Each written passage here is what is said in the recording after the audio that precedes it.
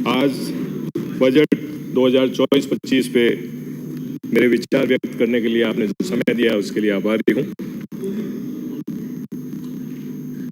कल ही राज्य का बजट पेश हुआ और सरकार की हिम्मत की दाद दूंगा कि सेंट्रल बजट से पहले आपने राज्य बजट पेश किया। शायद आपकी डबल इंजन की ताकत की दिखावा करना चाहते होंगे। उम्मीद करते हैं कि राजस्थान की जनता को इससे फायदा मिले। मैं पहले भी 10 साल रह के गया, 15 साल बाहर रहा हूँ और फिर आया हूँ विधानसभा में। जो मेरा अनुभव है कि हम जब भी बैठते हैं या चर्चा करते हैं तो हम एक दूसरे पे आरोप प्रत्यारोप में लगे रहते हैं, जबकि इस प्रजातंत्र में होना ये चाहिए कि हम यहाँ बैठ के राजस्थान के बारे में, राजस्थान की जो आप लोगों ने बजट पेश किया है तो उसके बारे में पॉजिटिव क्रिटिसिज्म भी करें और एक दूसरे से चर्चा भी करें। अभी जोधपुर से आने वाले विधायक कह रहे थे कि पिछली सरकार ने बजट पे मंथन नहीं किया होगा, चर्चा नहीं की होगी।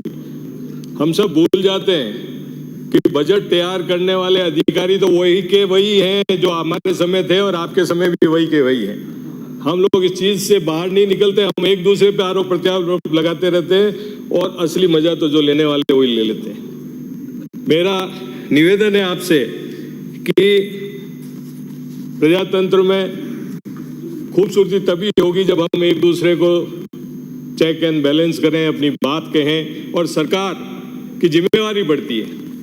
आपको मौका दिया है जनता ने, अवसर दिया अगले 5 साल के लिए। हमें ये सोचना पड़ेगा कि राजस्थान में 5-5 साल से सरकारें क्यों बदल रही हैं। कमियां रही होगी जब हम भी यहाँ आए, तो क्या आप हमें वो बता के आप भी वही कमियां वापस रिपीट करना चाहते हैं? ये सोचना चाहिए आपको। नहीं करेंगे ये तो सबको लगता है, पर पिछले 20-25 साल का रिकॉर्ड उखाड़ के देख लीजिए, यही चल रहा है और फिर समय चला जाता है और बातें रह जाती हैं। पर चलो, रोहित जी ने भी बहुत बजट की बात की।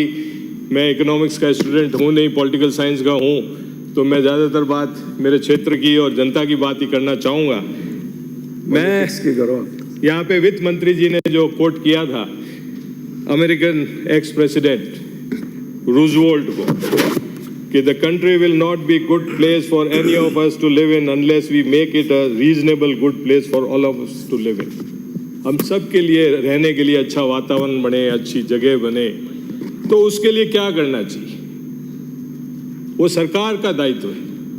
और रहने के लिए, सुविधाओं के लिए क्या चाहिए? बिजली, पानी, सड़क, स्कूल, चिकित्सा, इन क्षेत्रों में क्या किया है आप लोगों ने? क्या आपने प्रस्ताव रखे? उस पर मैं बात करना चाहूँगा। आप लोगों ने, पिछली सरकार ने जिले बनाए, 19 जिले बनाए, एक पॉजिटिव सोच के साथ बनाए कि जितना एडमिनिस्ट्रेटिवली कम एरिया होगा लोगों को ज़्यादा फायदा होगा। वो अलग बात है कि अब सरकार आने के बाद में आपने रिव्यू कमेटी बनाई है, उसके लिए मंथन करने की बात की है। इस बजट में उस बारे में कोई चर्चा की नहीं। मेरा निवेदन है कि आपने एक अच्छी बात भी कही है, 1 स्टेट 1 इलेक्शन। इसका मतलब मैं जब समझा हूँ वो ये है कि नगर पालिका, पंचायत राज एक साथ होने चाहिए और होने भी चाहिए। समय खराब होता है आपके उसके अंदर आचार संहिता में, पर इसको कैसे करोगे? अभी आप जिले के बारे में आपने सोचा नहीं, जिले के बारे में आपने बातें नहीं की। डिलिमिटेशन आप पंचायत राज के भी आपको जिले बना दिए तो उस हिसाब से भी करना पड़ेगा, नगर पालिकाओं के भी करने पड़ेंगे। ये सारी चीजें आप मिल बैठ के कमेटी बना के अच्छे विचार से करें ताकि आने वाले समय में राजस्थान का इसका फायदा मिले। अलग अलग जगह गांवों में समस्या है, एसडीओ हेडक्वार्टर अलग है, पंचायत समिति अलग है और तहसील अलग है, तो लोगों को बड़ी परेशानी होती है। मेरे भीनमाल के अंदर एक गांव 7 किलोमीटर पे पंचायत है और उसको 70 किलोमीटर दूर जाना पड़ता है, जसवंतपुरा। तो इस तरह की जो अनियमितता है, अलग अलग बन चुके हैं, इनकी तरफ भी सरकार ध्यान दे और इस बारे में सोचे, ये मेरा आपसे निवेदन है। जैसा कि मैंने कहा कि मूलभूत सुविधाएं, बिजली, पानी, सड़क, और बिजली पानी तो एक दूसरे से रिलेटेड है। और आप कितने भी दावे कर लें पिछले 6 महीने के, बिजली के हालात पिछले 6 महीने में राजस्थान में सबसे खराब रहे। हमारे पास गांवों से बच्चों के फोन आते हैं, उन्होंने हमने गुनाह कर लिया क्या कि हमको शाम को बिजली नहीं मिले, पढ़ने के समय नहीं मिले, गृहिणियों को उनके कामकाज के लिए बिजली नहीं मिले। अभी जीवनराम जी बैठे कह रहे थे पसीना तो पहुंच रहे थे इस एसी में बैठ के, पर के बिजली पूरी आ रही है।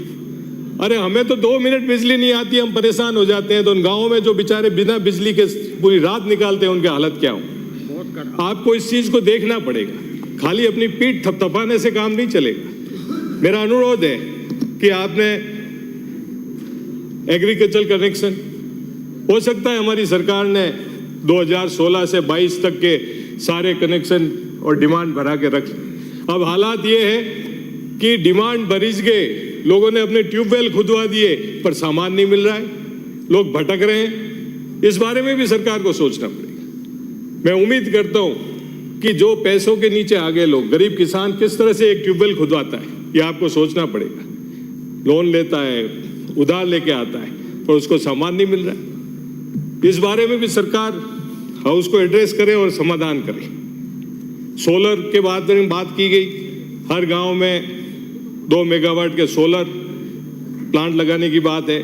अच्छा आइडिया है, अगर इसको आप क्रियान्वित करते हैं तो इससे फायदा ही होगा लोगों को, और हम बिजली की जो भारी समस्या है इससे हम निजात मिलेगी। और बिजली से जुड़ा हुआ पानी है, जब बिजली नहीं आ रही है तो लोगों को पीने का पानी कहां से मिलेगा।